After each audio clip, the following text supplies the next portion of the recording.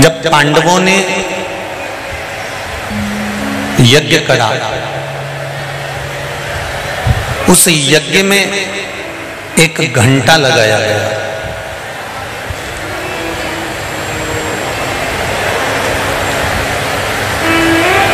पहले के यज्ञ का एक नियम था कि यज्ञ में घंटा लगता था, और जब यज्ञ की पूर्णाहुति होती थी तो वो घंटा अपने आप बज जाता था। उसको बजाया नहीं जाता था, उसको बजाने की जरूरत नहीं पड़ती थी, वो घंटा अपने आप बज जाता था। पर पांडवों के उस यज्ञ में वो घंटा नहीं बजा। जब पांडवों के यज्ञ में वो घंटा नहीं बजा, तब पांडवों ने गुरुजी से जाकर कहा, गुरुदेव आखिर कारण क्या है जो ये घंटा नहीं बजा? हमने क्या यज्ञ ठीक नहीं करा? हमने क्या अनुष्ठान ठीक नहीं करा?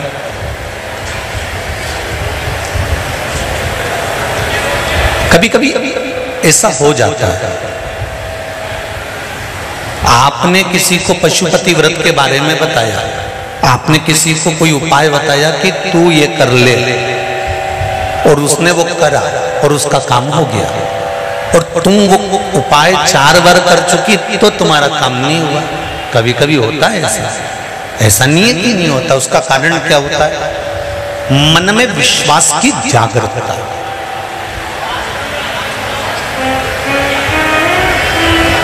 मन में विश्वास की प्रबलता। जिसको आपने बताया उसने आपकी वाणी पर विश्वास कर लिया, और विश्वास करने के बाद उसने वो उपाय कर लिया।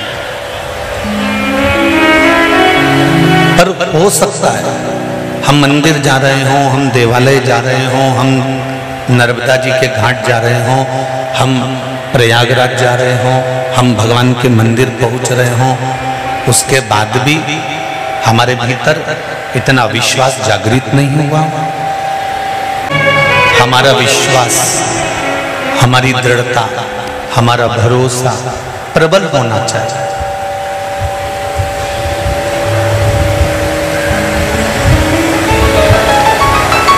शिव महापुराण में आप भीड़ बढ़ाने के लिए कभी मत जाना, और हम तो आपके भी हाथ जोड़ें, जरूरी नहीं है कि तुम भीड़ बढ़ाओ।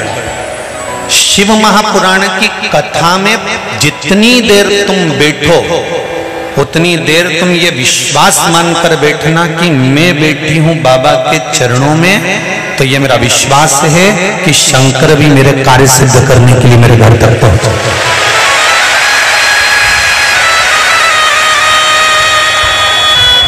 दिखावा करने की जरूरत नहीं है बाबा देवाधिदेव महादेव की कथा में।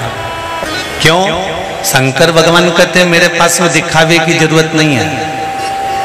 अगर तुझे आना है तो विश्वास लेकर आना, और जैसी है ना, ये भगवान कहते हैं ना, सावन के महीने में इतनी जल वृष्टि क्यों होती है?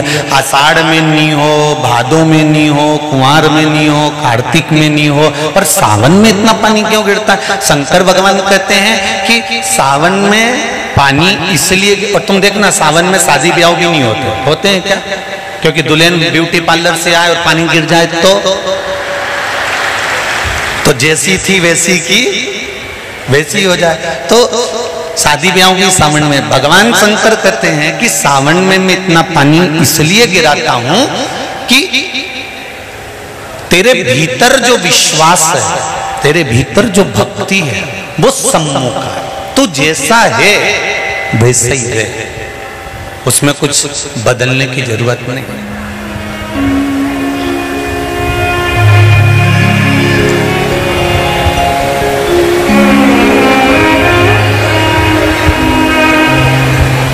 हम बहुत सारा चंदन लगा लें, माला वाला पहन लें,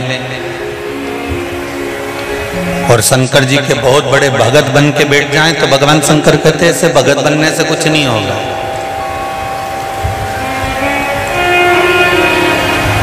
शंकर भगवान की कथा कहती है, तू तेरे घर से निकल कर आ, विश्वास लेकर चल, एक लोटा जल तेरे घर से जब तू लेकर चले तो ये विश्वास लेकर चलना कि मेरे घर की पूरी टेंशन, पूरी चिंता, पूरी समस्या, पूरा दुख मैं बाबा को समर्पित करने के लिए जा रही हूं, उसका है तो उसको देने के लिए जा रही हूं।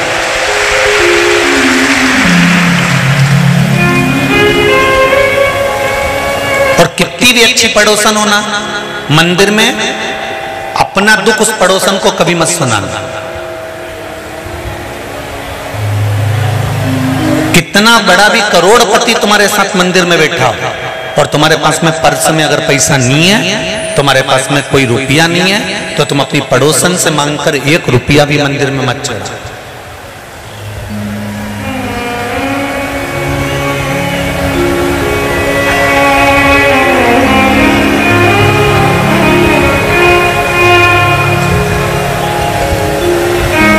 भगवान के दरवाजे पर जाओ और पड़ोसन से 10 रुपए मांगकर आरती में चढ़ाओ या भगवान की गुल्लक में चढ़ाओ या भगवान के चरणों में चढ़ाओ तो भगवान को बुरा लगता है। बोलो सही है कि गलत है?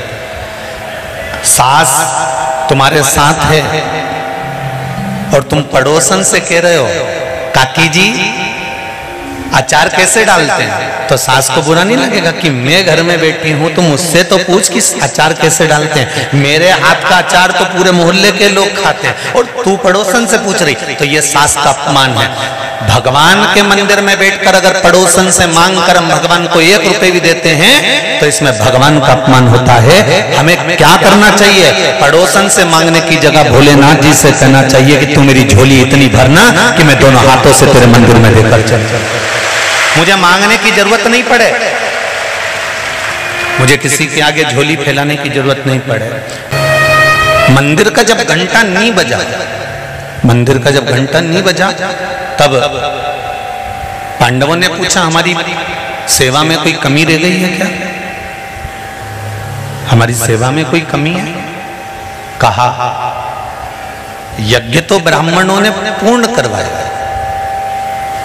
कर्मकांडी ब्राह्मण जब कोई पूजन कराने बैठता है तो अपने दिल से, अपने चित्त से, अपने मन से, अपने भाव से भगवान को रिझाकर पूर्ण पूजन कराता है। और हमेशा जजमान के हित के लिए जितना कर सकता है एक ब्राह्मण, एक कर्मकांडी ब्राह्मण उतना करता है। दुनिया के लोग अपने घर में दिवाली की पूजन करते हैं, पर ब्राह्मण अपने घर की दिवाली को छोड़कर जजमान के घर में दिवाली पूजन करने जाता है कि इनका भंडार भरा रहा है।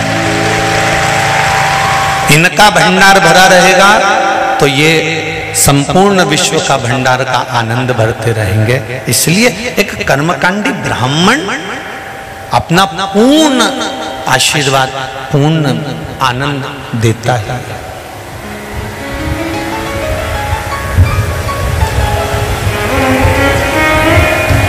महाराज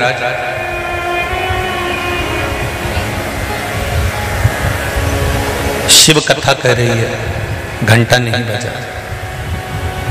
जब घंटा नहीं बजा, ब्राह्मणों ने कहा कि हमने यज्ञ पूरा करवा दिया, हमने यज्ञ अच्छा करवा दिया, पर 2 तरह का यज्ञ होता है। एक यज्ञ में सांकल्य दी जाती है, दूसरे यज्ञ में जो तुमने पूरे नगर में डोंडी पिटवाई की भंडारा भंडारा भंडारा भंडारा, और कोई भोजन करने से वंचित रह जाए, कोई भोजन करने से वंचित है,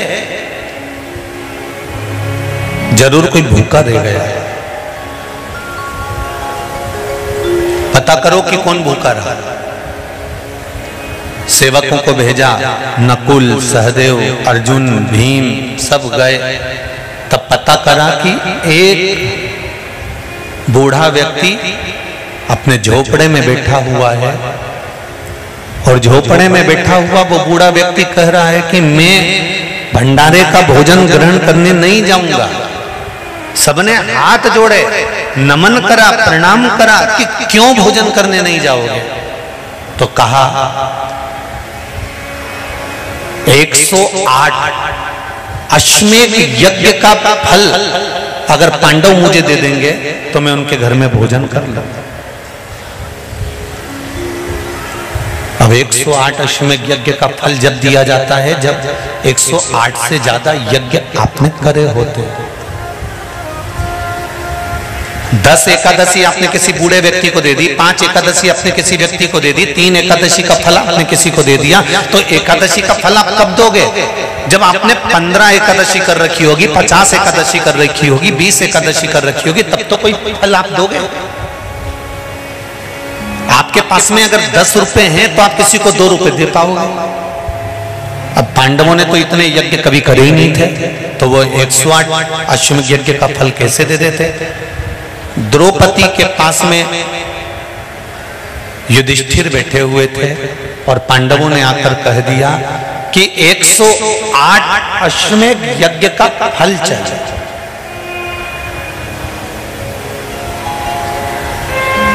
108 अश्वमेध यज्ञ का यदि फल मिलेगा तब वो बूढ़ा व्यक्ति भोजन करने के लिए आया।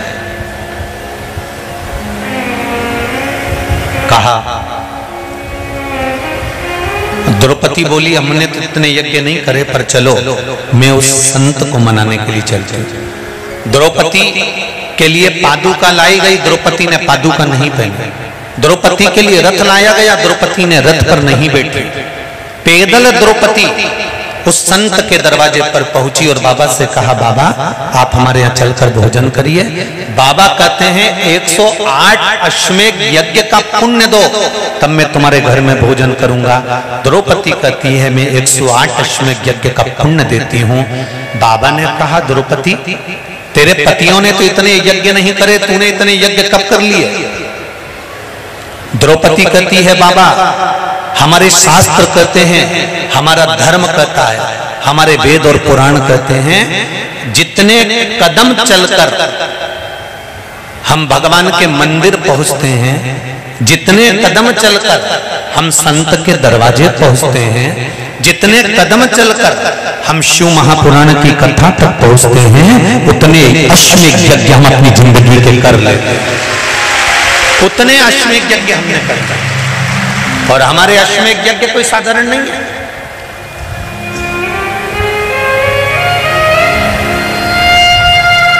आपके दरवाजे पर आते आते हमारे इतने अश्वमेध यज्ञ हो गए, उसमें से हम आपको 108 दे देते। संत ने पुण्य लिया और संत चल दिए भोजन करने के लिए और मंदिर का घंटा बज गया। मेरी माताओं, मेरी जीजियों, मेरे भाई, एक बात का स्मरण रहे, हम प्रतिदिन जब 1 लोटा जल लेकर शंकर जी के मंदिर में जाते हैं ना चढ़ाने के लिए, तो हम भगवान शंकर के दरवाजे जाते जाते ना जाने कितने अश्वमेध यज्ञ का पुण्य अपने हाथ में लेकर इकट्ठा कर लेते हैं। ना जाने कितना पुण्य, ना जाने कितना आनंद हम वो अश्वमेध यज्ञ का इकट्ठा कर लेते हैं। इसलिए कहते हैं सारी समस्या का हल, जरा जम के बोलो, 1 लोटा। पर सावन के महीने में 1 लोटा नहीं, कितने? 2 लोटा जल, दोनों हाथ से डलना चाहिए और बाबा से अपने दिल की बात कहना चाहिए। बाबा से दिल का भाव, बाबा मैंने तेरे भरोसे पर ये सब कर्म किया। इसलिए कहते हैं जब तक जिंदगी है, जब तक जीवन है, जब तक मनुष्य का शरीर है, भगवान के दरवाजे पर जाते रहो। जीते जी भगवान के द्वार जाओ।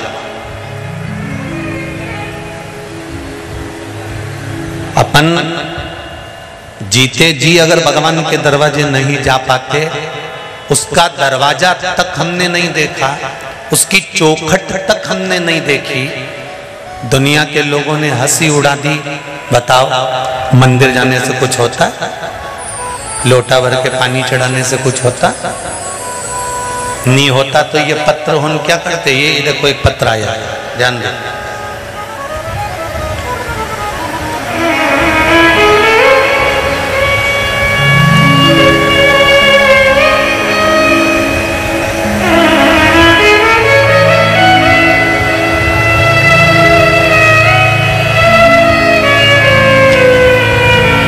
नाम रश्मि वैष्णव। कहीं बैठी हो तो हाथ हिलाइएगा, जहां बैठी हो दोनों हाथ हिलाइएगा। रश्मि जी वैष्णव।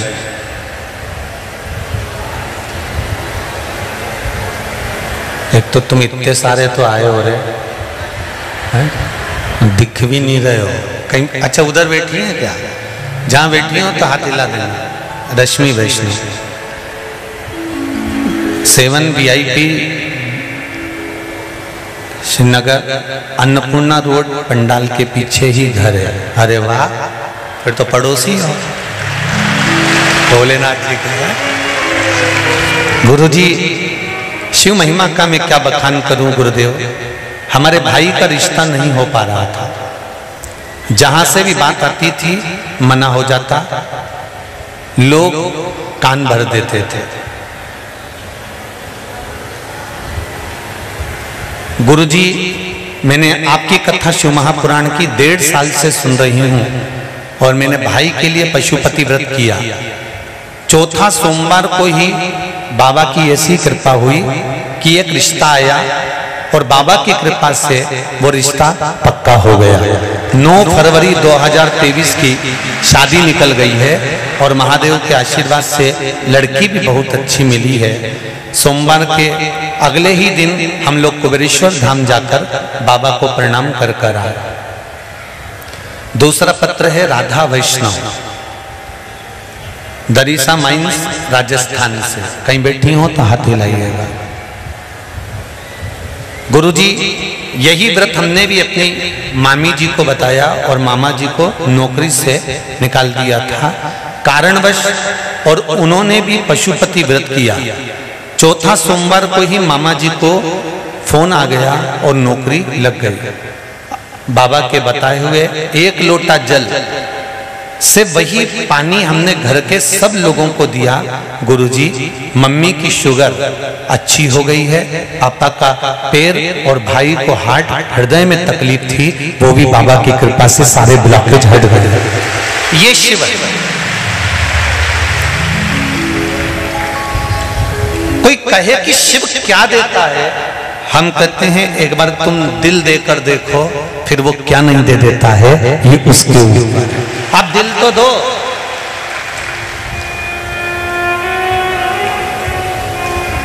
दिल तो दूसरी जगह लगा के बैठे।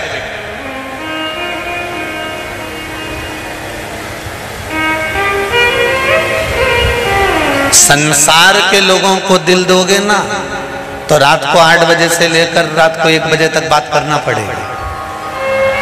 बोलो सही है कि गलत है? जब तक नेट खत्म नहीं हो जाए।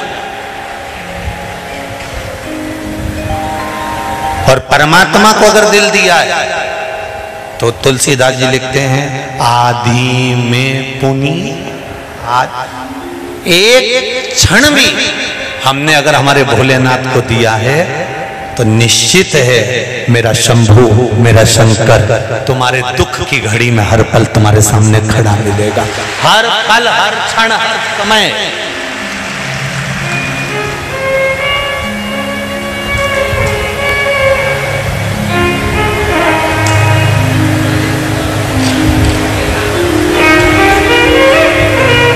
छोड़ेगा नहीं।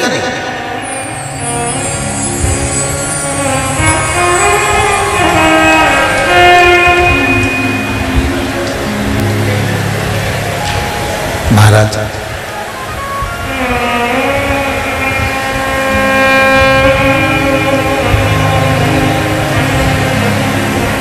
भक्ति और मुक्ति सहज होना चाहिए। भगवान शिव ओगरधानी, त्रिकालदर्शी, कैलाशी, अविनाशी देवाधिदेव महादेव की कथा करें। महाराज भक्ति और मुक्ति ये दोनों एक दूसरे के लिए समर्पण का भाव रखते हैं। देखिए, सावन के महीने में कथा सुन रहे हो और देवाधिदेव महादेव की पावन शिव महापुराण के सामने सुन रहे हो, और वो भी इधर ओंकारेश्वर, उधर महाकालेश्वर, बीच में बैठ के कथा सुन रहे हैं। दिल से शिव महापुराण के मूल मंत्र का जाप करेंगे और बाबा से निवेदन करेंगे। अपने दिल की बात इस मंत्र को, शिव महापुराण के मूल मंत्र को बोलने के बाद बाबा से जरूर कहें।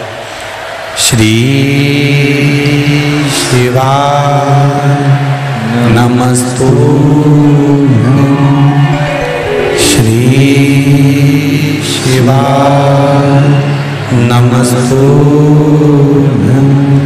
श्री शिवाय नमस्तुभ्यं, श्री शिवाय नमस्तुभ्यं, श्री शिवाय नमस्तुभ्यं। शिव पुराण कहती है महाराज, देवराज पाप करने वाला, गलत कर्म करने वाला, पर उसकी माता का एक पुण्य बड़ा प्रबल था।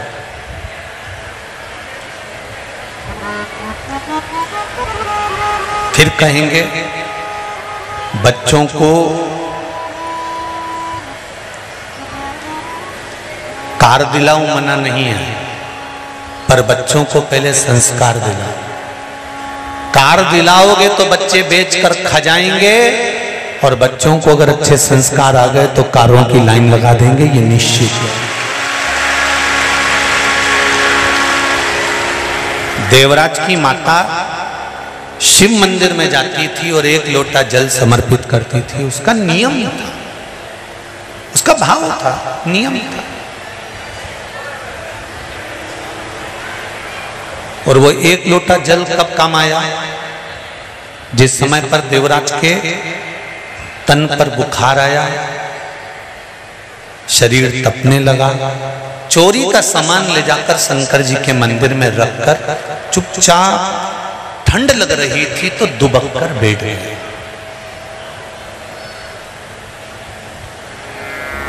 कोई वस्त्र नहीं है उसके पास,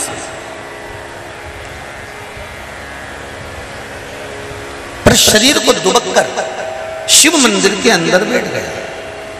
वहां कोई विद्वान ब्राह्मण, मस्तक पर त्रिपुंड लगा हुआ है, कंधे पर जनेऊ पड़ी हुई है, गले में रुद्राक्ष की माला है, और ब्राह्मण शिव महापुराण का पाठ कर रहा था। ब्राह्मण जब शिव महापुराण का पाठ कर रहा था तो थोड़ी थोड़ी देर में वो मुख से हर हर महादेव बोल रहा था।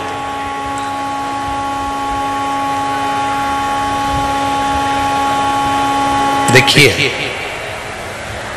महादेव, भोला, हर हर महादेव।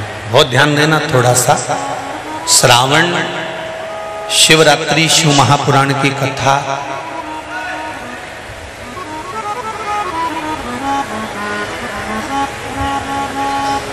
खेड़ापति और लक्ष्य सेवा संस्थान द्वारा चल रही है। इसमें आपको 3 चीजों का स्मरण करना है। महादेव, भोला और हर हर महादेव। इन तीनों का उच्चारण कहां कहां पर करना चाहिए वो समझिए जरा। अभी तक जितनी भी आपने शिव पुराण सुनी होगी उसमें हमने ये वर्णन नहीं करा।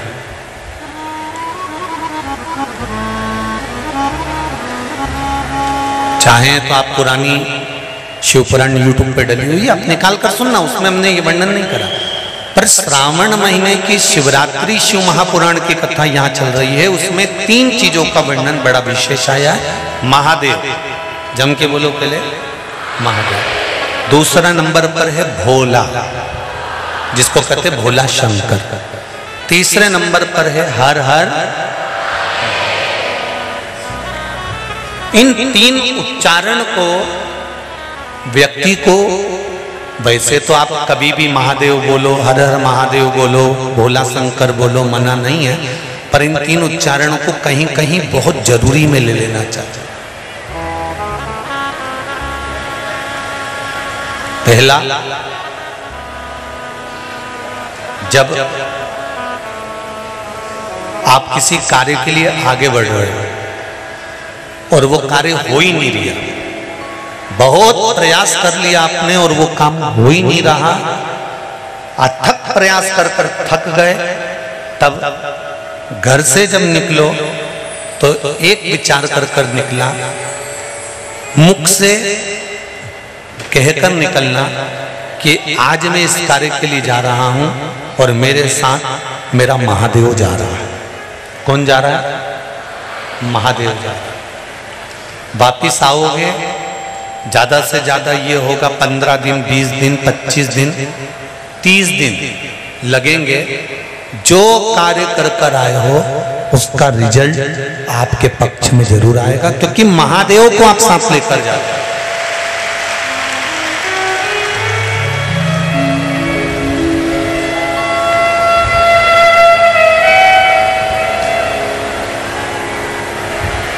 अगर हमने किसी की निंदा कर दी है, हमने किसी की निंदा श्रवण कर ली है, हमारे मुख से हमने अपशब्द कह दिया, हमारे मुख से हमने किसी को ताना दे दिया, हमारे मुख से हमने किसी को गाली दे दी, हमारे मुख से हमने किसी को आड़ा टेढ़ा बोल दिया, तो दिन भर में कम से कम 3 बार या तो गंगा जी का स्मरण कर लेना चाहिए, हर हर गंगे, या फिर नर्मदे हर, और अगर ये भी नहीं कर सकते तो हर हर महादेव। 3 बार मात्र स्मरण कर लेने से जीव के मस्तक का जो पाप है वो क्षीण होने लगता है। समाप्त। तीसरे नंबर पर है भोले शंकर।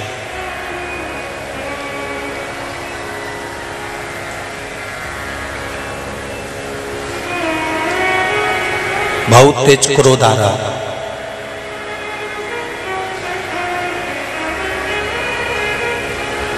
दो निर्णय पर आप बैठे हुए, एक मन कर रहा है इस लड़के से शादी करूं कि इस लड़के से शादी करें, इस लड़की से ब्याह करें कि इस लड़की से ब्याह करें, किराने की दुकान डालें कि जनरल स्टोर डालें, इस जगह पर नौकरी करूं कि इस जगह पर नौकरी करूं।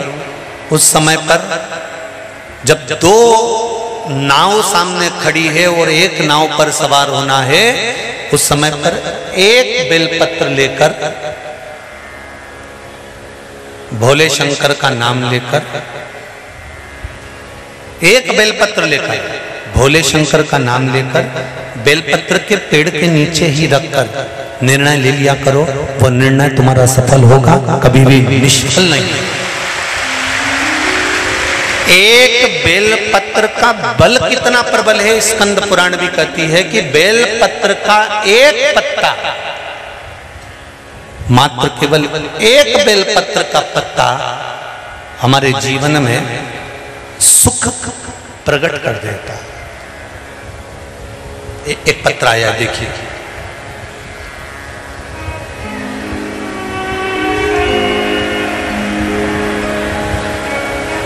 मैं प्रेमलता बोरवाल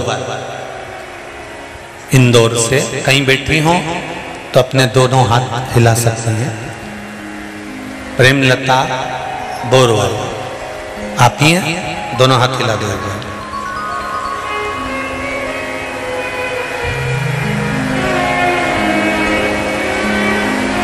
हाँ दीदी दिख गए। हर हर महादेव। मैं प्रेमलता बोरवाल इंदौर द्वारकापुरी में निवास करती हूँ गुरुजी।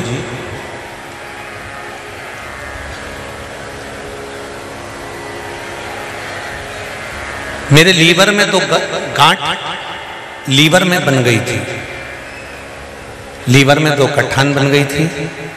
पैर से कमर तक में बहुत दर्द था, मैं खड़ी भी नहीं रह पाती थी। 2021 में रुद्राक्ष महोत्सव सीहोर में हम आए थे, जहां से हमें रुद्राक्ष प्राप्त हुआ था। हमने उस रुद्राक्ष का जल पिया और हमें उससे बहुत आराम हुआ। और अब पूर्ण रूप से वह दोनों गठान खत्म हो चुकी है। हमने जांच कराई, उसमें दोनों गठाने समाप्त हो गई। ये शिव है। बैठो बहन, हर हर महादेव। एक बात अपनी बुद्धि में बिठा कर रखिए, एक बात अपने जीवन में बिठा कर रखिए। शिव महापुराण के अंतर्गत अगर कुछ है तो आपका विश्वास। और इस पावन व्यासपीठ से फिर कह रहा हूं, जितने भी लोग इस पावन शिव महापुराण की कथा को सुन रहे हैं, माना 1 2 3 सारे पंडाल भरे हुए हैं और आप लोग बाहर बहुत देर से खड़े हो, मैं मानता हूं, पर विश्वास रखकर मेरे महाकाल राजा पर, मेरे ओंकारेश्वर पर, मेरे कुबेरेश्वर महादेव पर विश्वास रखकर एक बार दिल से शिव महापुराण की कथा यदि सुन रहे हो और 7 दिन की श्रावण महीने की पूरी कथा सुन रहे हो, कामना कर कर बैठना, ये पक्का है 3 महीने में तुम भी कुबेरेश्वर धाम में आकर मिलोगे, ये निश्चित है।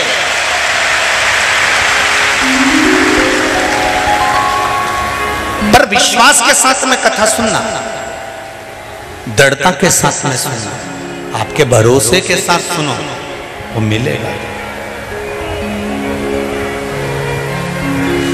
कौन क्या बोल रहा है, पड़ोसन क्या बात कर रही है, पड़ोसन कितनी देर से उठा बैठक कर रही है, कहीं जा रही कहीं आ रही, हमें उससे मतलब नहीं। हम तो शंकर को पाने के लिए आए, हम शंकर का कथा सुनने के लिए आए, हम शंकर का स्मरण करने के लिए आए। इतनी दूर दूर से 10 रुपए 20 रुपए 50 रुपए ऑटो का, गाड़ी का, डीजल का खर्च कर कर इतनी संख्या में आप लोग आकर बैठे हो, तो बाबा आपको खाली तो नहीं भेजेगा, कुछ ना कुछ देकर जरूर भेजेगा, ये निश्चित है। बस दिल लगाना उससे एक बार अगर दिल लग गया ना, फिर कहीं नहीं भटकना पड़ेगा। हम पहले भी कथा में बोले, आज फिर बोलते हैं, अगर किसी से दिल लगा लेते हैं ना, तो आधा खर्चा तो वही उठाता है। ये तो केवल फोन करके बोल देती है मेरा बैलेंस खत्म हो गया। बापड़ा के पास कहीं नहीं, वो के पास कुछ भी नहीं, कहीं से भी लाएगा पर बैलेंस डलवाएगा। 3 दिन से सोच रही मेरी घड़ी का सेल खराब हो गया। घड़ी का सेल काय को चिंता करे, मैं दूसरी ला दूंगा। दूसरे दिन तो 5000 की घड़ी ला के दे दी। सोचो, दिल लगाया एक साधारण से व्यक्ति से, तो उसने खर्च उठाना चालू कर दिया, और दिल लगा लिया मेरे महादेव से, तो पूरे परिवार की व्यवस्था उसने कर दी। एक बार लगाओ तो उससे, उस परमात्मा से दिल तो लगाओ। जिस दिन हमने उससे लगा लिया, फिर भटकना छूट जाएगा। फिर क्यों भटकेगा मनुष्य?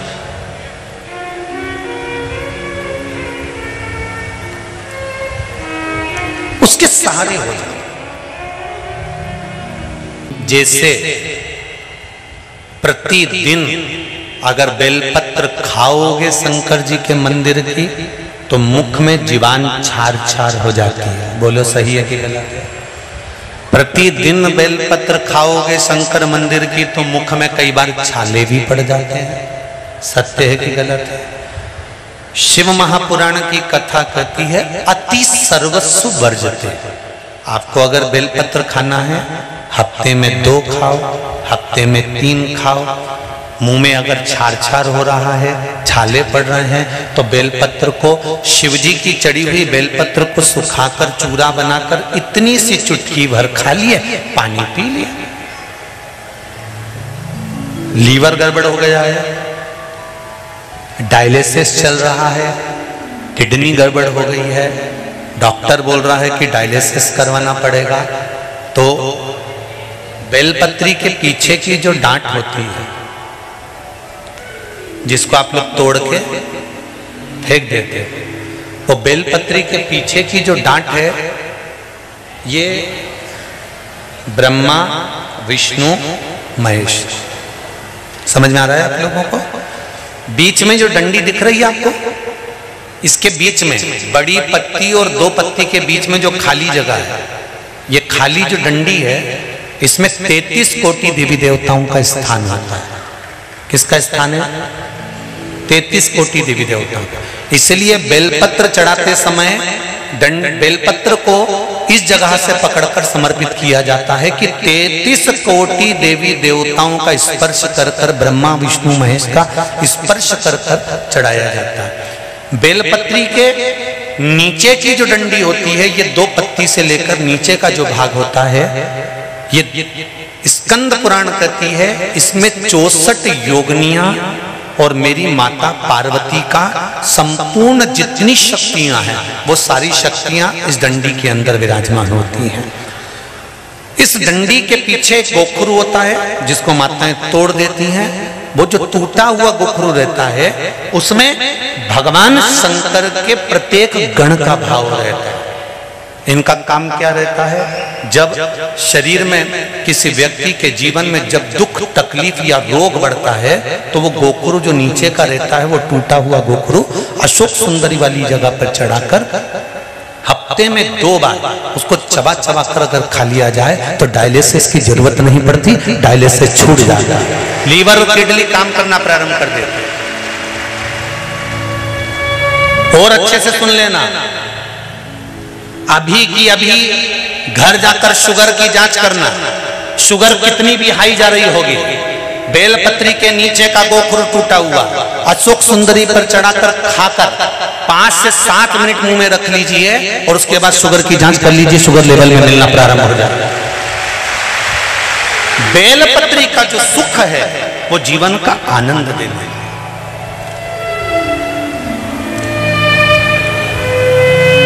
साधारण नहीं है बेलपत्र।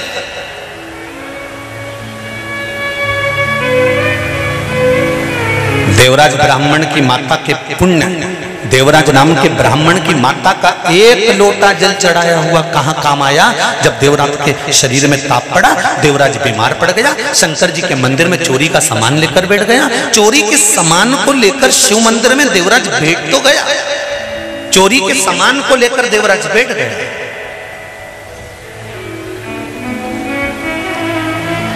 थोड़ी थोड़ी देर में हर हर महादेव कहा। देवराज को गुस्सा आया, मेरे शरीर में तपन हो रही है, मेरा सिर दर्द हो रहा है, मेरे शरीर में कष्ट हो रहा है, और ये हर हर महादेव कहने में लगा हुआ है। हम कई बार कहते हैं, जितने लोग आस्था चैनल पर कथा सुन रहे हैं, जितने लोग फेसबुक यूट्यूब पर कथा सुन रहे हैं, उनसे निवेदन है अपनी टीवी का वॉल्यूम तेज कर कर सुना करो। कहा गुरुजी उससे क्या होगा? हम कहते हैं घर का व्यक्ति अगर कथा नहीं भी सुन रहा है, उसकी श्रवण शक्ति में शिव महापुराण का एक शब्द भी चला गया ना, तो उसकी जिंदगी में कभी ना कभी तो काम आ ही जाएगा, कभी ना कभी काम आ जाएगा।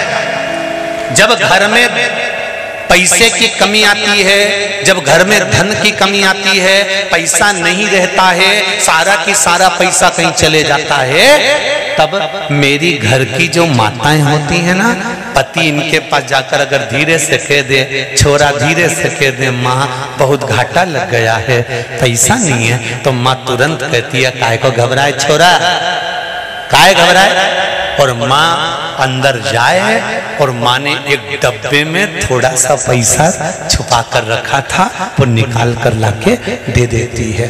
वो माँ, वो पिता अपने बच्चों को दुखी नहीं देख सकते, माता पिता अपने बच्चों को दुखी नहीं देख सकते। उसी तरह तुम्हारा किया गया भजन, तुम्हारा किया गया कीर्तन, अगर वॉल्यूम तेज कर कर भी तुम शिव महापुराण की कथा सुन रहे हो, तो तुम्हारे कानों में अगर कुछ चले गया है तो याद रखना, तुम्हारी श्रवण शक्ति में अगर थोड़ी सी भी शिव महापुराण की कथा चली गई है, जहां तक इस शिव महापुराण की आवाज जा रही है, वहां तक अगर शंकर की कथा तुम्हारे कानों तक जा रही है, तुम भले शंकर को मानो मत मानो, तुम शिव के मंदिर जाओ मत जाओ, जाओ। तुम नर्मदा जी नहाओ मत नहाओ, तुम शंकर के मंदिर में जाके एक लोटा पानी चढ़ाओ मत चढ़ाओ, पर तुम्हारे कानों में अगर शिव महापुराण की कथा का एक शब्द भी पहुंच गया है तो ये शब्द जब जैसे पैसा खत्म हो जाता है तो मां निकाल कर दे देती है।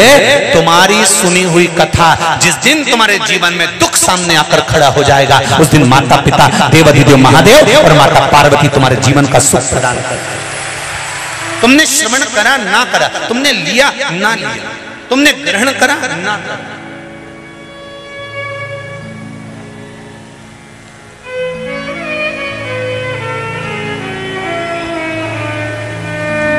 कई लोग कहते हैं महाराज जी इतने सारे लोग आते हैं, क्या सभी लोग आपकी कथा सुनते हैं? हमने कहा नहीं, चोटे भी आते हैं, इसमें कौन सी दिक्कत वाली बात है? अब इतने सारे आप लोग बैठे हो, अब आपको भी नहीं मालूम है कितनी चोटी बैठी रहे और कितना चोटा बैठा, किसको मालूम है? अरे बोलो तो रही जीजी, सही है कि गलत है?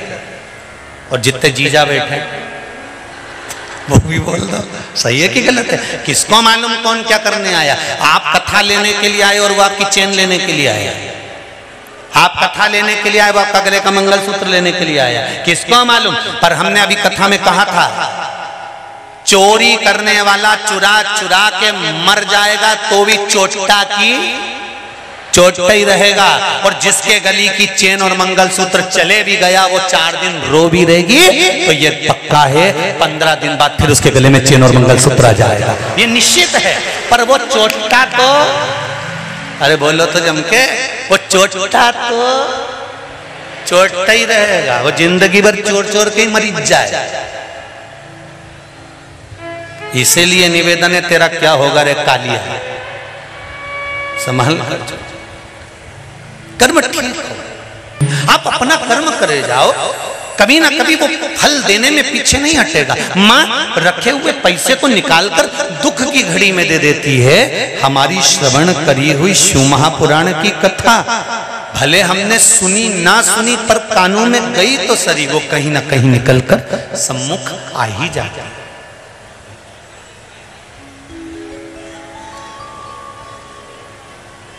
देवराज बाहर निकला मंदिर से,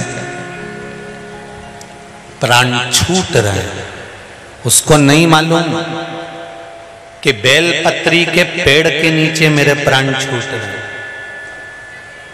सनातन धर्म में,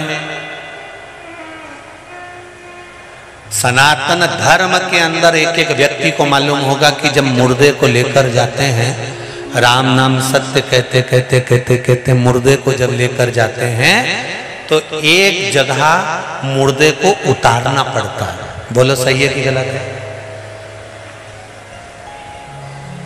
एक जगह पे मुर्दे को नीचे उतारना पड़ता है, और वहां उतारने के बाद थोड़ी देर बैठ जाते हैं, उसको कहते हैं विश्राम स्थल। मुर्दे को जहां रखा जाता, अर्थी को जहां रखा जाता, विश्राम कराया, फिर वापस उठाया, शमशान में लेके चले गए, चिता बनाई, आग लगी। उस विश्राम स्थल को क्यों बनाया जाता था? वो विश्राम स्थल कब से बनना चालू हुआ? शिव महापुराण की कथा कहती है, देवराज मंदिर से बाहर निकला, बेलपत्री के पेड़ के नीचे बैठा था और उसको प्राण छूट गए। उसका ताप बढ़ गया, शरीर में रोग बढ़ गया, प्राण छूटने का समय आ गया। बेलपत्री के वृक्ष की छांव में देवराज के प्राण छूटे, इसलिए उसको यमराज बंदी बनाने के लिए नहीं आए, देवाधिदेव महादेव ने अपने गणों को भेजा, शंकर खुद उसको लेने के। ये हमारे सनातन धर्म की नींव है, ये हमारे सनातन धर्म का एक भाव है कि मुर्दे को लेकर जाते हैं, अर्थी को लेकर जाते हैं, तो एक जगह उतारते कहां थे? जहां पर बेलपत्री के पेड़ की छांव होती थी, अर्थी को वहां पर रख दिया जाता था, थोड़ी देर बैठ जाते थे। क्यों? क्योंकि अर्थी के ऊपर जो मुर्दा बंधा हुआ है उस पर बेलपत्री के वृक्ष की जब छांव पड़ती है तो उस जीव को ना तो पिंडदान की जरूरत होती है ना तर्पण की जरूरत होती है, उसकी मुक्ति तो वहीं से हो जाती है। पिंड और तर्पण की जरूरत भी नहीं पड़ती, उसकी मुक्ति सहज हो जाती है। मात्र बेलपत्री के वृक्ष की छांव पड़ जाने पर उसकी मुक्ति सहज है।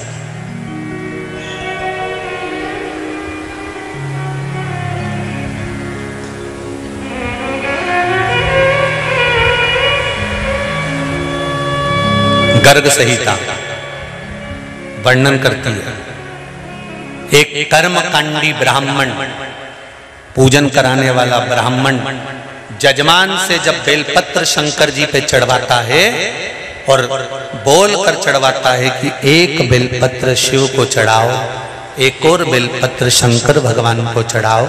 ब्राह्मण जितनी बार मुंह से बोलता है कि बेलपत्र शिव को चढ़ाओ, जजमान जो शंकर भगवान पर बेलपत्र चढ़ाता है उस बेलपत्र का आधा अंश तो ब्राह्मण के घर पर पहुंच जाता है शिव की कृपा से। मात्र बोल देने पर कि बेलपत्र चढ़ाइए, बेलपत्र समर्पित करिए, भगवान शंकर को बेलपत्र चढ़ाइए, भगवान शिव को बेलपत्र चढ़ाइए।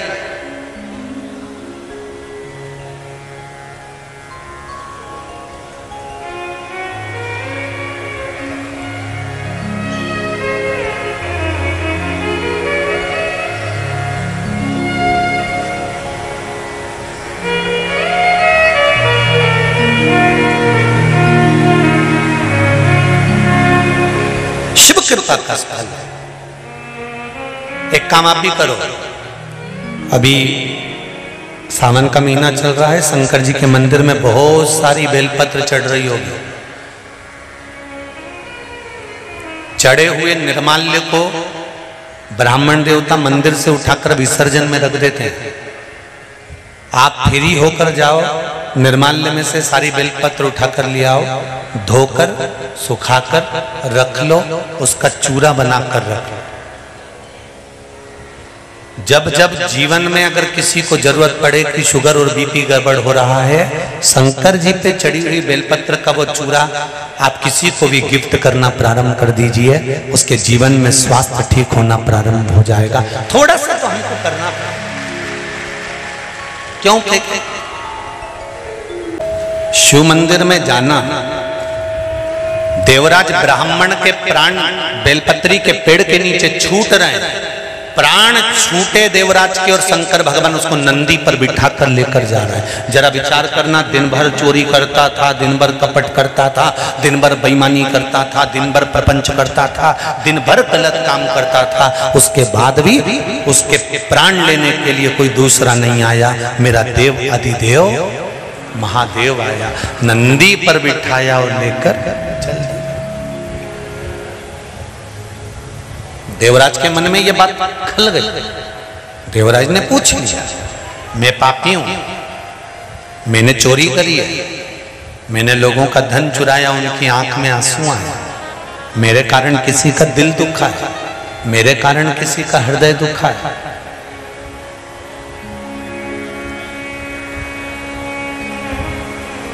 मेरे कारण किसी ना किसी को दुख हुआ है।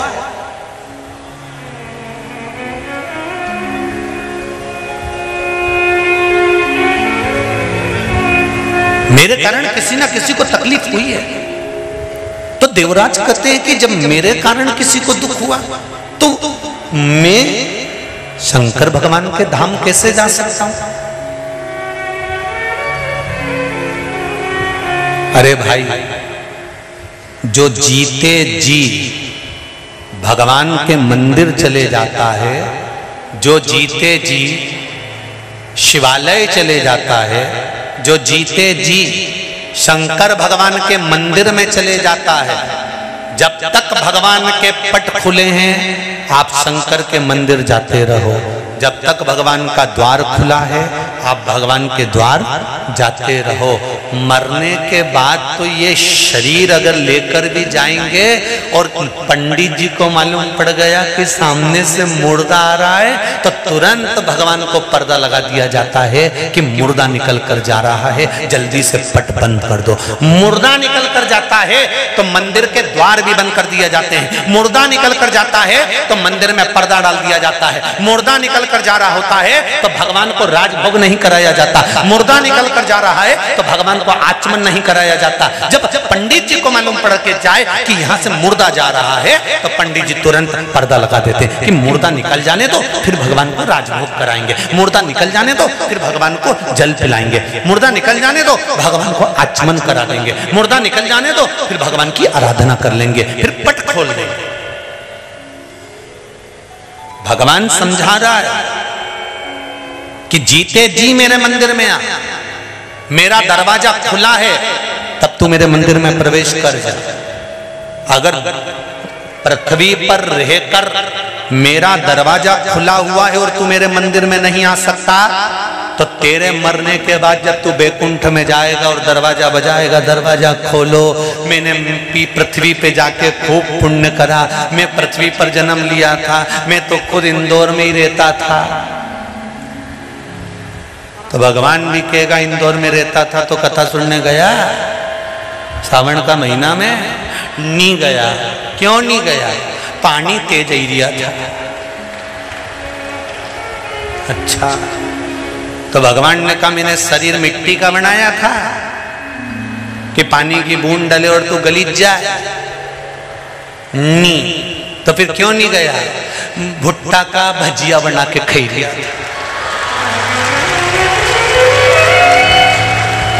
भगवान भी बोले ले जाओ इसको नरक में, इसको भुट्टा का भजिया बहुत पसंद है तो इसका ही भजिया बना तेल में तल तल। फिर मिर्ची जैसा भजिया बनाया, बेसन में डाल डाल के कड़ाव में तला। 2 क्षण निकालकर भगवान की कथा में नहीं गया, 2 क्षण निकालकर भगवान के मंदिर नहीं गया। सारी दुनिया के लोग एक लोटा पानी चढ़ाने शंकर के मंदिर जाते रहे, ये दुकान पर बैठा बैठा हंसता रहा, इनको ढोंग समझता रहा, प्रपंच समझता रहा, इनको देख देख कर हंसता रहा। अरे ये तो सब पागल हो गए रे सियोर वाला के चक्कर में, वो तो पगला मिला और इनको भी पगली बना दिया। बता, इसके ऊपर हंसता रहा, इनको ढोंग समझता रहा, प्रपंच समझता रहा। जब देखो जब कमेंट्स पर कमेंट्स करता रहा, जब देखो जब आड़ा टेढ़ा बोलता रहा, तो शंकर भगवान भी बोले कि इसको भी ले जाके कहीं नरक में पटक दो।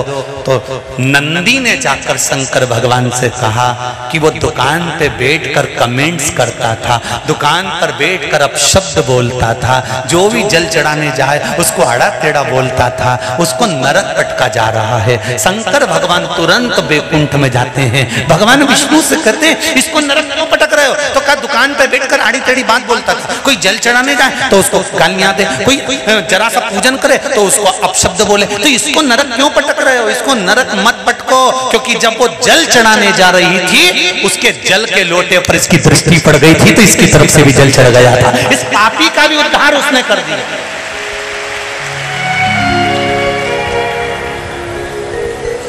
इस पापी से पापी जीव का भी उद्धार उसने कर दिया। फिर कथा पर ध्यान देना, उज्जैन नगर के ऋण मुक्तेश्वर मंदिर के दरवाजे पर लिखा हुआ है, दीवार पर लिखा हुआ है, सारी पुराण 7 पीढ़ी तारती है, पर उज्जैन के ऋण मुक्तेश्वर मंदिर की दीवार पर लिखा है शिव महापुराण 71 पीढ़ी को तारती है। एक पीढ़ी तारने वाली नहीं है शिव महापुराण की कथा। आप कथा सुनकर जिस गाड़ी से जाओगे, आप कथा सुनकर जिस रास्ते से जाओगे, आप कथा सुनकर जहां से निकल कर जाओगे, वो कथा का रसतत्व तुम्हारी शरीर में, तुम्हारे शरीर में बना रहेगा। रोमावली से वो तरंगे निकलती रहेगी, ना जाने कितने जीवों का कल्याण करते। तुम्हारी तप साधना साधारण नहीं है भाई।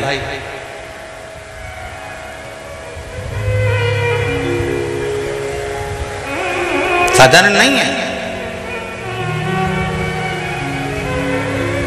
महाराज शिव कथा कह रही है। देवराज कहता है मैंने तो पाप पर पाप करा है और आप मुझे कैलाश धाम ले जा रहे हो? ऐसा कौन सा पुण्य मैंने करा? कौन सा पुण्य करा?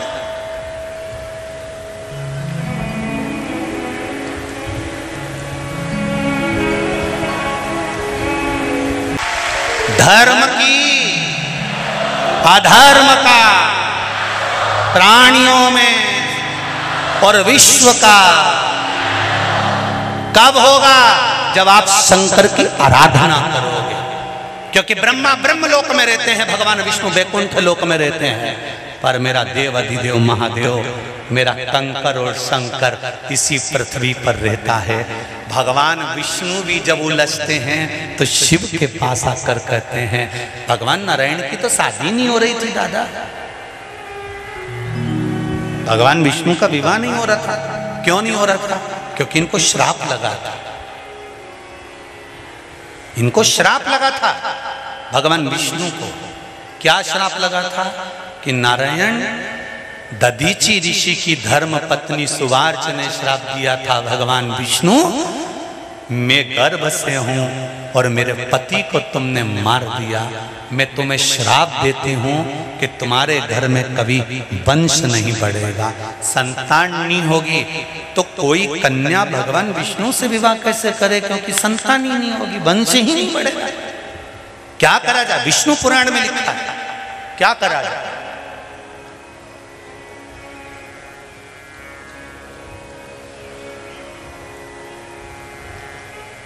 और लक्ष्मी जी की माता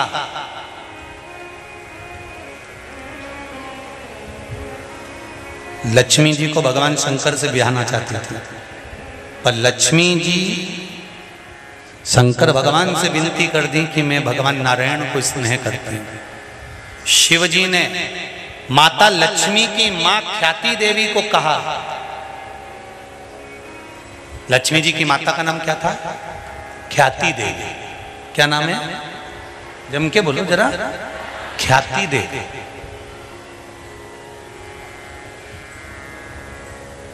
ख्याति देवी। ख्याति देवी से कहा कि ख्याति आप लक्ष्मी जी का विवाह भगवान विष्णु के साथ कर दो। शिव जी का कहना माना, विवाह भगवान विष्णु के साथ में कर दिया। भगवान विष्णु और लक्ष्मी का विवाह हो गया। एक बार भगवान विष्णु ने लक्ष्मी को शब्द कह दिया कि तुम पूर्ण लक्ष्मी नहीं, लक्ष्मी तो अपूर्ण है।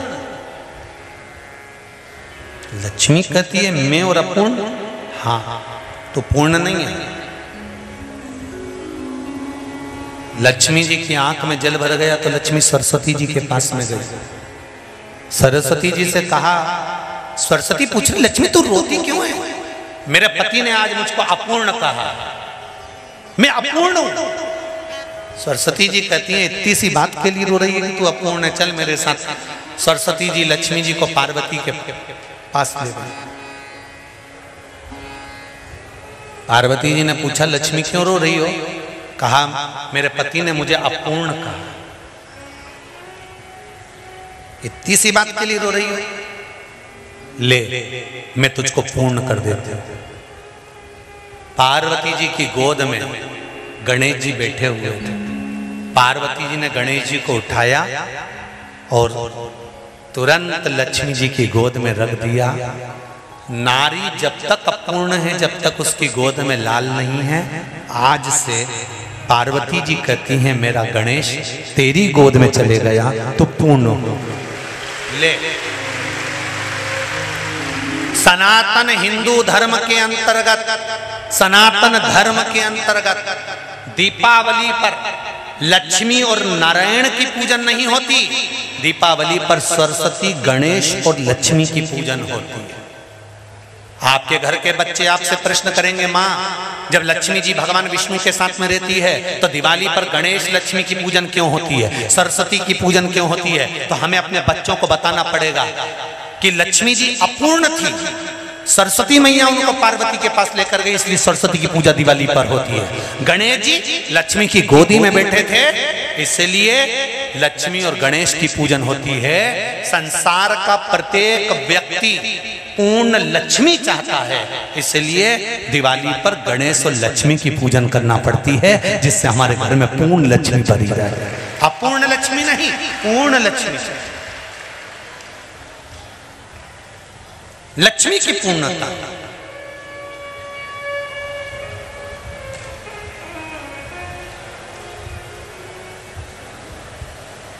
कई लोग भगवान विष्णु के मंदिर में जाते हैं, भगवान के मंदिर में जाते हैं, कई लोगों को तो मांगना भी नहीं आता। भगवान नारायण के मंदिर में जाकर हाथ जोड़कर खड़े हो जाते हैं, भगवान से डायरेक्ट कह देते हैं लक्ष्मी दे दो। भगवान को बुरा नहीं लगता होगा? पति बैठा सोफे पे, पत्नी बैठी उसके पास में, और पड़ोसी आकर कहते कमला दे दे। अरे बुरा लगेगा कि नहीं लगेगा? तो डायरेक्ट मंदिर में जाकर तुम एक ही बात कहते हो, भगवान लक्ष्मी दे दो। भगवान के कभी मुझे नहीं मांगा, जब देखो जब लक्ष्मी मांगने आती है, जब देखो जब लक्ष्मी को मांगने आती है। जरा सोचो तो सही, मांगने से पहले भगवान के मंदिर में जाकर हमें डायरेक्ट नहीं कहना कि लक्ष्मी दे दो। भगवान के मंदिर में जाकर कहना हे नारायण, हे प्रभु, हे मेरे भगवान, हमारी माँ माता लक्ष्मी घर से रुष्ट होकर चली गई है, मेरे घर से मेरी माँ चली गई है। नारायण मेरी माता को घर में लेकर आइए ना, तब भगवान कहेगा जाओ लक्ष्मी इसके घर में जाओ। तुम डायरेक्ट जाकर कहते लक्ष्मी दे दो। हमारा संबोधन भी तो देखा जाए।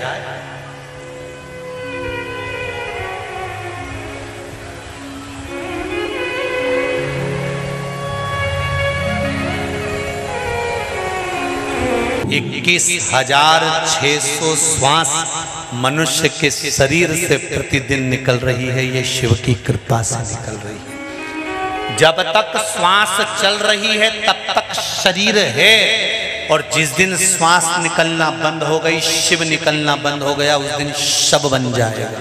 श्वास गई, शव बन गया।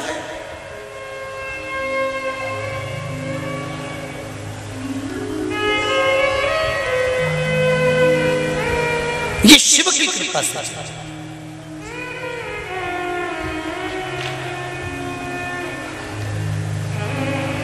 समस्या कितनी भी बड़ी विकट हो, शंकर को याद करो, वो निकट मिले पास में।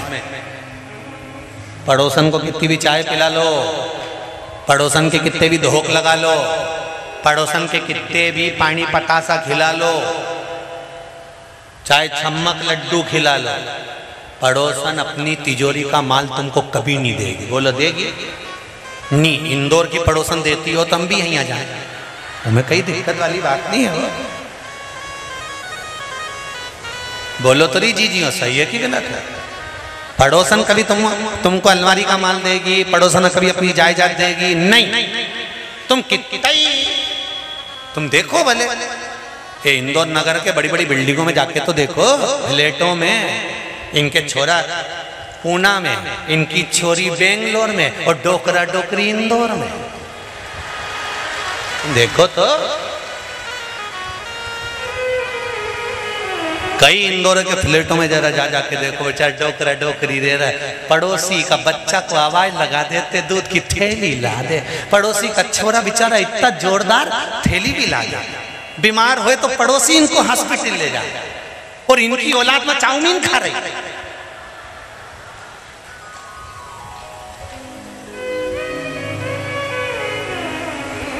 पड़ोसी के छोरे से कहेगी तो हॉस्पिटल ले जाए, पड़ोसी का छोरा इनको दूध की थैली ला दे, पड़ोसी का छोरा इनके मेहमान को छोड़िया, पड़ोसी का छोरा इनका सारा काम कर दे। तो हमारा निवेदन है, तुम्हारा छोरा पूना में, बेटी बेंगलोर में, तुम दोनों की प्रॉपर्टी कई काम की, जब पड़ोसी का छोरा सब काम करे तो लिख दे, दे दी। इतना कह दो नहीं कि पड़ोसी के छोरे को दे दे, फिर तो तबेला हो जाए मुंडा भगोना। मरती मर जाऊंगी पर जायदाद तो मारा नाती के, मारा पोता की दूंगी, और काम बेचारे पड़ोसी के छोरा से करवा। कभी एक सोना की अंगूठी तक नहीं दिया पड़ोसी की छोरा, और वक्त पड़ा तो हॉस्पिटल में लेके वो भागा।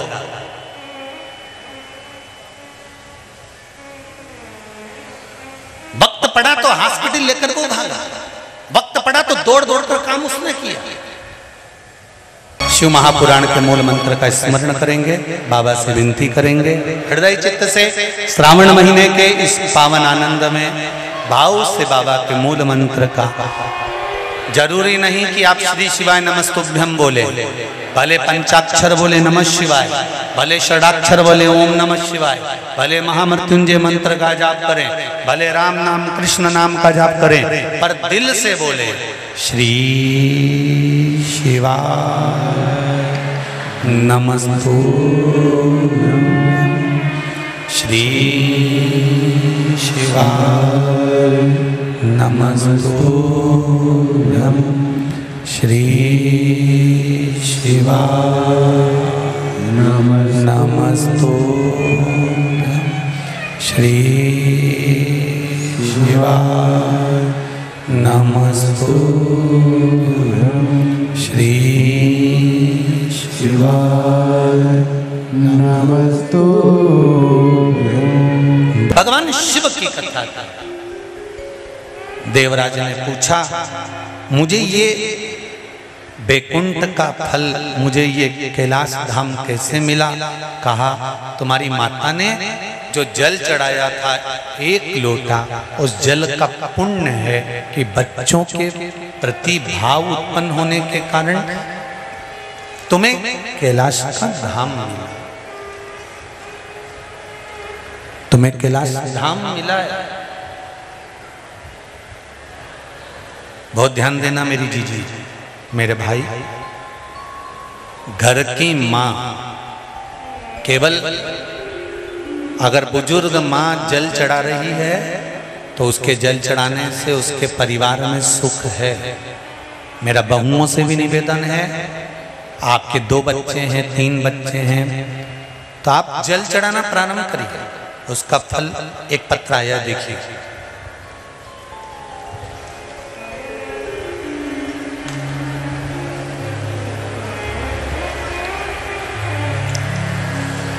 मेरा नाम ललिता शर्मा है, इंदौर विजयनगर से आई है। कहीं ललिता जी बैठी हों, विजयनगर इंदौर से ललिता शर्मा, तो दोनों हाथ हिला दें। कहीं दिख रही हैं? पीछे हैं? दिख गई ना? ठीक है, हाथ हिला दो एक बार ललिता जी। ठीक है। गुरुदेव, मुझे आहार नली में कैंसर था, मेरा खाना पीना पूरी तरह से बंद हो गया था। डॉक्टर ने बोला था कि ऑपरेशन कराना पड़ेगा, पर गुरुदेव मुझे भोलेनाथ पर पूरा भरोसा था और मैंने रोज एक बेलपत्र और रुद्राक्ष का जल पीना शुरू किया। और गुरुदेव, मैं आज बिल्कुल स्वस्थ हूँ और अच्छे से खा पी रही हूँ। अब डॉक्टर ने भी ऑपरेशन का मना कर दिया है, मेरा स्वास्थ्य पूर्ण तरह से ठीक है। बहुत बहुत साधुवाद। शिव शंकर बाबा आप पर कृपा बनाकर रखे। बैठिए विराजी। हर हर। एक पत्र और है।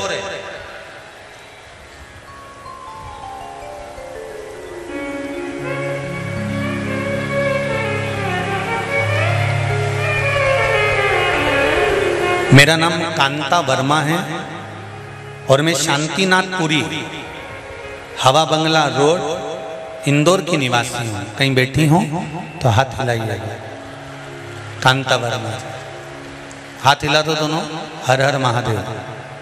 दिख गए? मेरा नाम कांता वर्मा है, मैं शांतिनाथपुरी, हवा बंगला रोड, इंदौर की निवासी हूँ। मेरे मुख में एक अजीब सा रोग हो गया था, मुंह के अंदर छाले हो गए थे और जलन सी होने लगी थी। हम 10 महीने से बहुत परेशान थे। सभी डॉक्टरों का इलाज कर चुके थे पर आराम नहीं लगा था। हमने कथा किसी दूसरे के कहने पर सुनना प्रारंभ करा। फिर मैंने भोलेनाथ पर 1 लोटा जल चढ़ाना शुरू किया और उसका आचमन किया और रुद्राक्ष का जल भी पीना प्रारंभ किया। बेलपत्र भी कुछ दिन तक खाना प्रारंभ करी। 15 दिन के अंदर मेरा मुंह का अच्छा हो गया, जबकि मैंने सारे डॉक्टरों को दिखा दिया था पर ठीक नहीं हो पाई थी। बाबा की कृपा। विराजिए बहन। हर हर। शिव कृपा। पहले भी कहा, जब डॉक्टर भी इलाज करते हैं, ऑपरेशन करने के बाद कह देते हैं अब उसके हाथ में है, मतलब डॉक्टर को भी मालूम है कि एक डॉक्टर और है।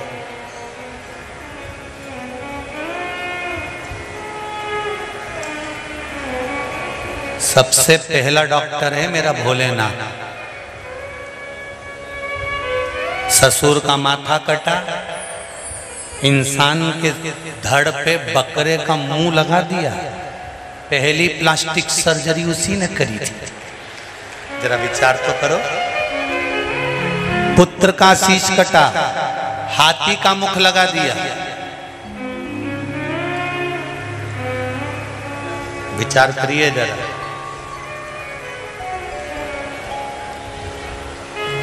प्रथम अकाल मृत्यु वो मरे जो काम करे चंडाल का, काल उसका क्या बिगाड़े जो भक्त हो महा काल का।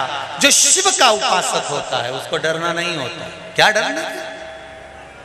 अगर हम शिव की आराधना कर रहे हैं, शंकर को एक लोटा जल समर्पित कर रहे हैं, शिव भक्ति में डूबे हुए हैं। देवराज ब्राह्मण की माता एक लोटा जल चढ़ाने जाती थी, उसका पुण्य ये मिला कि बेटा पापी से पापी था, बहुत पाप किया, फिर भी शिव कृपा से कैलाश धाम चले गए। शिव कृपा से कैलाश धाम चले गए। ये शिव कृपा।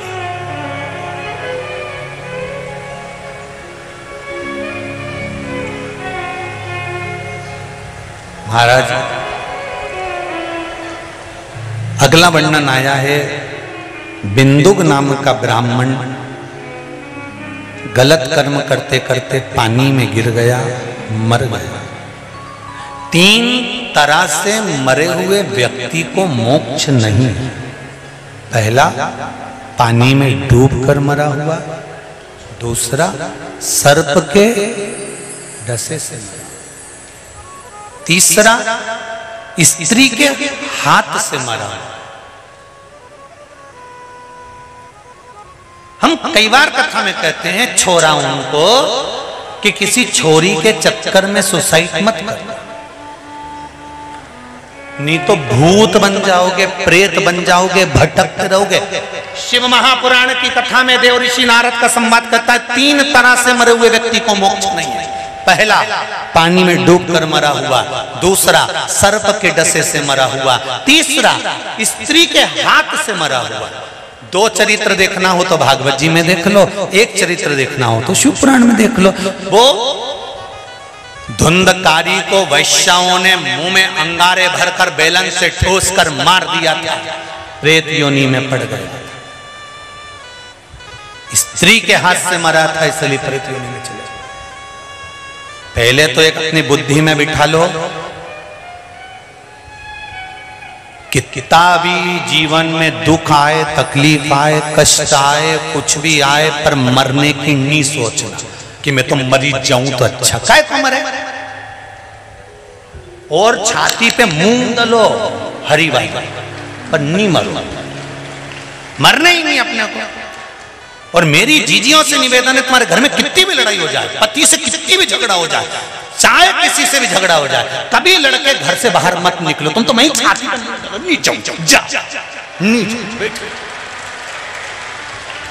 जरा जरा सी बात में झगड़ा हो जाए और मायके चली जाए, अच्छी बात नहीं है, नहीं जाना अपने को। अपन तो यहीं रहेंगे, हम ब्याह के आए, हम तो यहीं रहेंगे।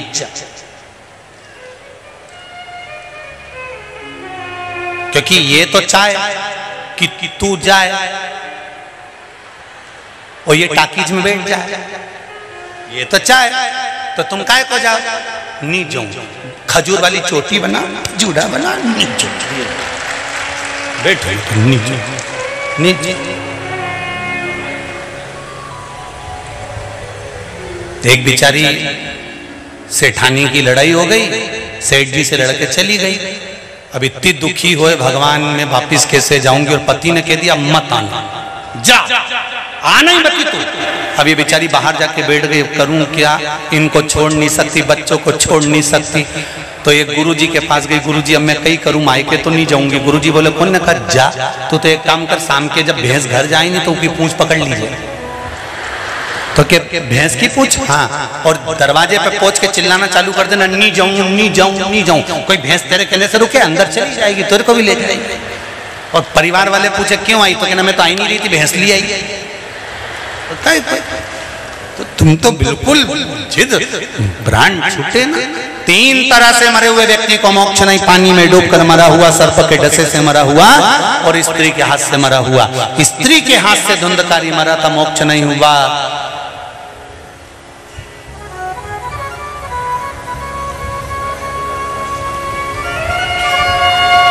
सर्प के डसने के लिए भी कहा भागवत श्रवण करी तब मुक्ति मिली, ऐसे नहीं।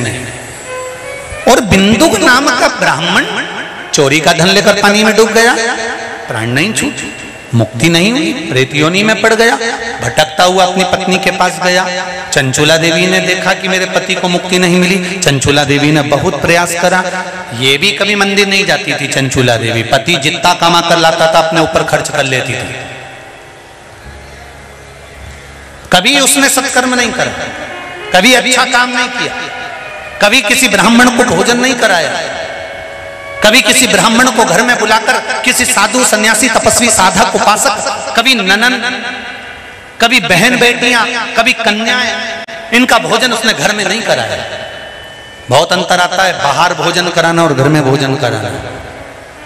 घर में जब ब्राह्मण भोजन करता है, कन्या भोजन करती है, बहन बेटी भोजन करती है, संत ब्राह्मण भोजन करते हैं, घर के अंदर उनके खाने की एक झूठन का अंश भी जमीन पर गिरता है तो घर में अपने आप वास्तु पूजन हो जाता है, वास्तु पूजन की भी जरूरत नहीं।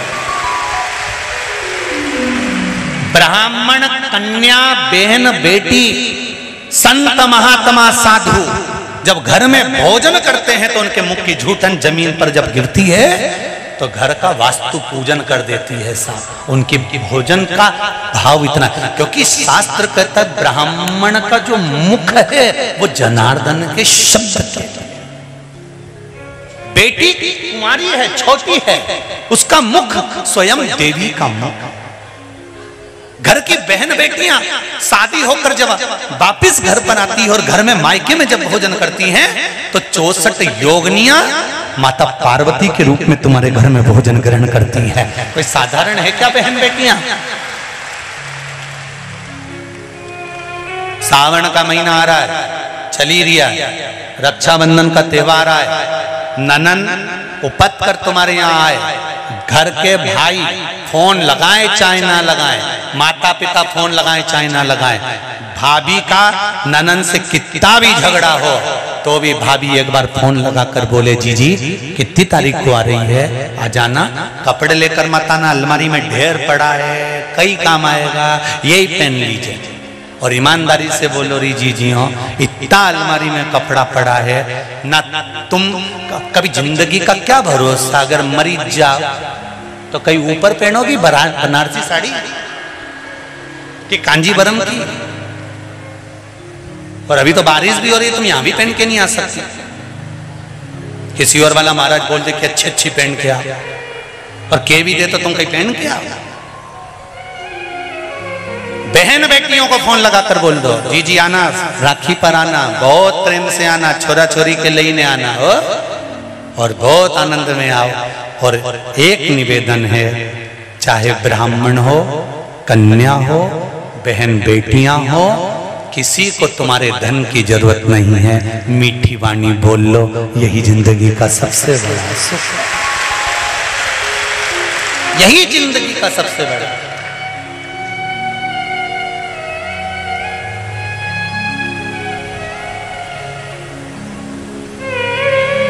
आपके जीवन का सबसे बड़ा आनंद यही है, आपकी मीठी वाणी, आपके प्रेम के शब्द, आपके स्नेह के शब्द। प्रेम वश बोलिए, हृदय वश। महाराज बिंदुक प्रेत योनि में पड़ गया। चंचुला देवी को मालूम पड़ा गांव के लोग काशी जा रहे हैं, काशी चली गई। काशी अभिमुक्त नगरी, सत्ययुग में भी काशी थी, त्रेता में भी काशी थी, द्वापर में भी काशी और कलयुग में भी काशी है।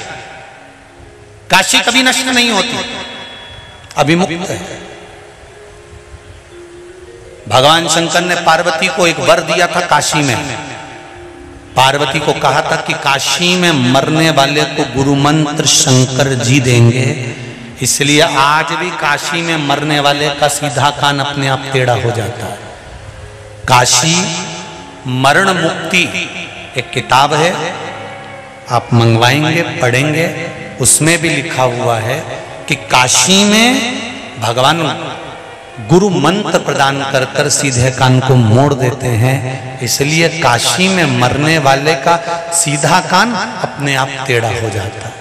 अभी मुक्त नगरी है काशी, मोक्ष नगरी,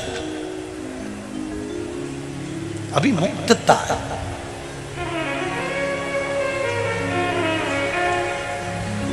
बोल काशी विश्वनाथ भगवान की जय। चले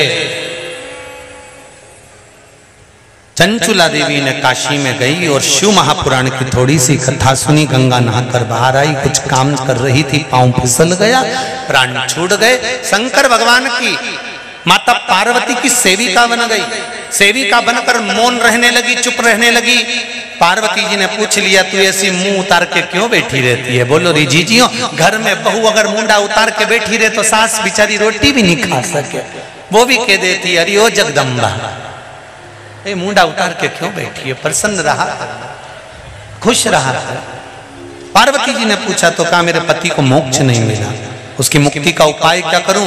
कहा शिव महापुराण की कथा करवाई। शंकर जी की कथा कराकर गोकर्ण शिव महापुराण की कथा, महाराज स्वयं शिव की कथा का रसतत्व ग्रहण। भगवान तुमरुका जी ने शिव महापुराण का कथा का वाचन करा। चंचुला देवी कथा सुनने के लिए शिव पार्वती से कहती हैं, शंकर और पार्वती ईश्वर जी गोरा जी बनकर कथा सुनने के लिए आते हैं। भगवान ईश्वर जी और गोरा जी आ रहे हैं, जोरदार ताली बजाकर स्वागत करें। आज कथा का प्रथम दिवस बड़े आनंद के साथ लक्ष्य संस्था खेड़ापति सरकार समिति बड़े प्रेम से जीतू पटवारी जी, भरत पटवारी जी और संपूर्ण कार्यमंडली के साथ में जो ये पावन कथा हो रही है, बहुत बहुत साधुवाद है। पहले दिन ही आप कथा में इतनी संख्या में पधारे, एक बार सबके लिए जोरदार ताली बजाएं। आपका अपार प्रेम शिव महापुराण के प्रति बहुत बहुत साधुवादता है। बिल्डिंगों पर बैठकर लोग कथा श्रवण कर रहे हैं, ये शिव कृपा है।